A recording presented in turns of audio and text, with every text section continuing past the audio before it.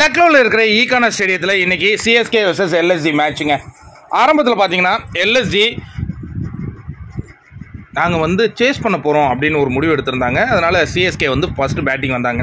என்ன திடீர்னு எதுக்குப்பா இந்த ரகானேவெல்லாம் ஓப்பனிங்லாம் இறக்கி விடாதீங்கப்பா, கடுப்பாகுது. எதுக்கு டீமில் வச்சுருக்கீங்களே, சரி அது வச்சுருக்கீங்க, கொஞ்சம் ஏதோ தட்டி தட்டி ஆடுவாங்களே, ஒன் டவுனே ஆட்டு போட்டும்பா. கெய்க்வாட் நீ ஓப்பனிங்கே வாங்க.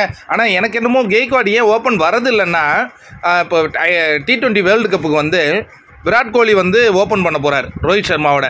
அப்போ அந்த ஒன் டவுன் காலியாக இருக்குல்ல, அதை ஃபில் பண்ண வராரா என்னன்னு எனக்கு தெரில. எனிவே நாங்கள் மீண்டும் ஒரு முறை எல்லாரையும் மறக்க வச்சுட்டாருங்க தோனி. 9 பாலில் 28 ரன்னு.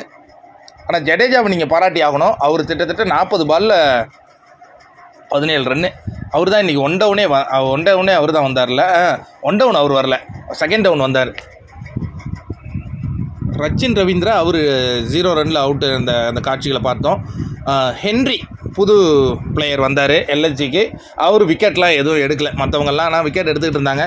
பட் இந்த மேட்ச்சில் வந்து ஒரு டேர்னிங் பாயிண்ட்டான ஒரு விஷயம் என்னென்னா, எல்லாருமே தோனி தான் இப்போ சொல்கிறீங்க. பட் இருந்தாலும் நான் என்ன சொல்கிறேன்னா, மொயின் அலி வந்து ரவி பிஷ்னாயை ஒரு 3 சிக்ஸர் அடித்தாருங்க. அதுக்கு முன்னாடி வரையும் சென்னை வந்து ரொம்ப தேக்க நிலையில் இருந்து அந்த 3 6 வந்து ஒரு ஹைப் கொடுத்தது. அதுக்கப்புறம் அவர் அவுட் ஆனார். தோனி வந்து அவர் வந்து மேட்சை வந்து ஃபினிஷ் பண்ணிட்டார். இப்போ 176 ரன்னு. இது வந்து இந்த ஈகானா ஸ்டேடியத்தில் ஒரு அற்புதமான ஸ்கோர் தாங்க. ஏன்னா இந்த கிரவுண்டில் வந்து பெருசாக ரன்ஸ் வந்து நம்ம பார்த்ததே கிடையாது. எனிவே இவங்களும் பார்த்தீங்கன்னா எல்லாம் அவுட் ஆஃப் ஃபார்மில் தான் இருக்காங்க. லக்னோவும் அவங்க திருப்பி அடிப்பாங்களா இல்லையாங்கிறத பொறுத்து இருந்து பார்க்கணும்.